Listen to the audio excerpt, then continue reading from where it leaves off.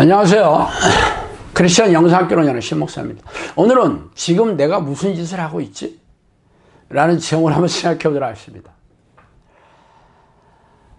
최근 영상학교에 터너 증후군을 가진 자매가 기도훈련을 시작했어요. 이 자매의 병명은 터너 증후군이었는데 제가 평생 듣도 보도 못한 너무도 생소한 병명이었어요. 그래서 터널 증후군을 잘못 들었나 해서 인터넷으로 검색해 보니까 손목이나 발목을 과도하게 사용해서 아프게 하는 터널 증후군과는 전혀 다른 질환이었어요. 터널 증후군은 염색체 이상으로 생긴 유전병으로 선천성 희귀 질환이에요. 말하자면 불치병이죠. 그 병의 원인은 1938년 헨리 터너에 의해 의학계에 처음 보고되었으며 그의 이름을 따서 터너 증후군이라고 불리게 되었더라고요. 이 질환을 가진 사람은 다양한 고질병을 동시에 보유하게 되는데 그 질환 하나하나가 죽을 때까지 고통스럽게 앓다가 죽어야 하는 고질병들이었어요. 당연히 영상학교에서 찾아온 자매도 40대 중반이었으므로 그동안 여러 가지 고질병으로 생사를 넘나들다가 여기까지 찾아오게 된 것이죠. 그러나 저는 이 질환이 얼마나 지독하고 끔찍한 병인지 알지 못했어요. 그래서 그 자매를 데리고 온 영상학교 공동체 식구의 입을 통해서 그 자매가 그동안 어떠한 삶을 살았는지 듣게 되었죠. 말하자면 유명한 TV 드라마인 세상에 이런 일이나 인생 극장에서 연말에 다시 재방송되는 기구한 삶의 최종판에서나 볼 수 있는 그런 인생이라고 보면 됩니다. 그러나 호랑이를 한 번도 본 적이 없는 강아지가 마음씨 좋은 이웃집 개로 여기고 장난을 걸듯이 제가 이 별명을 알게 되었다고요. 그래서 한의사인 영상학교 동역자에게 제가 지나가는 말로 이런 희귀 질환을 가진 분이 영상학교에 와서 기도훈련을 하게 되었다고 말했죠. 그랬더니 제 얘기를 들은 이 의사 형제의 얼굴이 굳어지면서 뜨악해 하는 것이 아니겠어요? 그러면서 하는 말이 이 질환이 치유된다는 것은 죽은 사람이 다시 살아나는 것과 같다고 보시면 됩니다. 그렇게 말하더라고요. 그러자 제가 힘들어하게 생각했던 제가 이 병의 심각성이 점차 실감나기 시작하더라고요. 죽은 사람이 살아나는 것과 같다고. 제가 영상학교를 열고 나서 귀신을 쫓아내고 귀신들이 일으킨 수많은 정신질환과 고질병을 치유하다 보니까 제가 간이 부었나 봐요. 그러나 제가 염색체 이상으로 생긴 불치병에 대해 관심을 갖게 된 것은 예전에 성령께서 귀신들이 DNA를 조작하기도 한다고 말씀해 주셨기 때문이죠. 처음 제가 성령으로부터 귀신을 쫓아내 훈련을 받을 때 저에게 보내준 사람들이 거의 대부분 정신질환 환자들이었어요. 그래서 제가 성령께 정신질환의 원인이 귀신들에 의한 것이냐고 물어본 적이 있었어요. 그랬더니 성령께서 거의 그렇다고 답변해 주시더라고요. 그리고 3년 동안 훈련을 받고 나서 중지에 보내주시고 그리고 영상학교를 연 지 5년이 되어가고 있죠. 그동안 수백 명의 사람들에게서 귀신을 쫓아내고 정신질환과 고질병을 치유하면서 성령이 내주하는 기도훈련을 하고 있는 중입니다.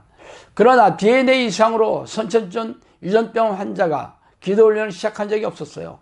물론 발달장애나 자폐증 자녀를 데리고 찾아온 부모가 더러 있었지만 부모가 기도훈련을 해야 이 문제를 해결해 주겠다고 하자 미련도 없이 기도훈련을 포기하고 떠나가더라고요.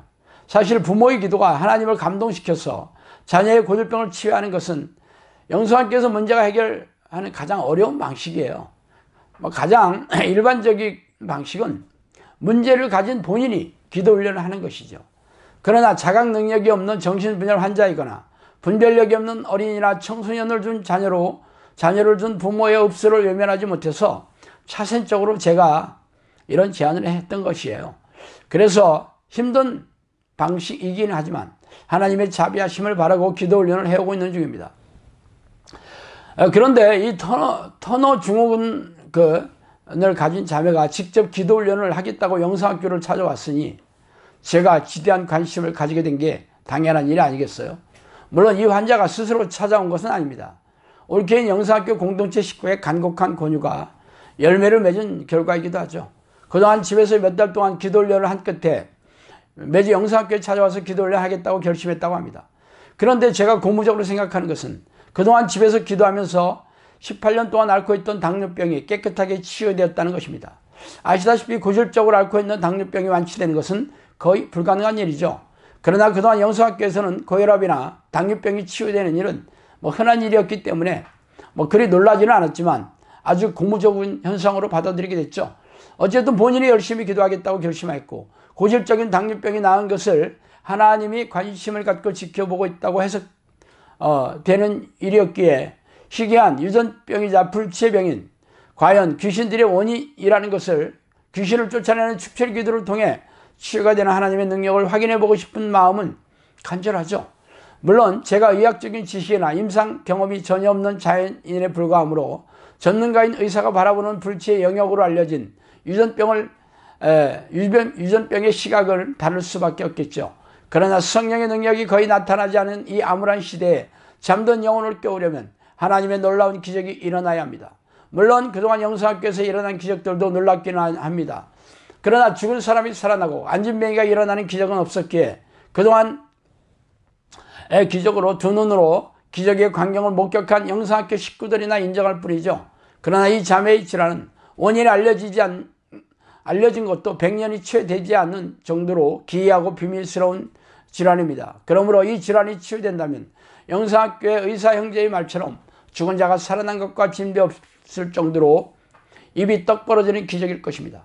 예전에 성령께서 저에게 불구가 일어나는 기적은 하나님의 허락이 얻어야 한다고 하셨고 식물인간이 깨어나는 기적은 전신 갑주를 입어야 한다고도 말씀하신 적이 있었어요. 그러므로 누가 보더라도 하나님의 놀라운 기적이라고 인정할 수밖에 없는 치유는 그동안의 기도의 내공으로 부족하다는 것이 틀림없죠. 그래서 이참에 영성학교 식구들의 기도에 대한 자세도 업데이트하고 사역에 대해 그동안 느슨해진 저의 마음가짐과 하나님을 향한 마음의 자세도 가다듬을 기회로 삼고 싶습니다. 자, 오늘은 여기까지 하겠습니다. 감사합니다.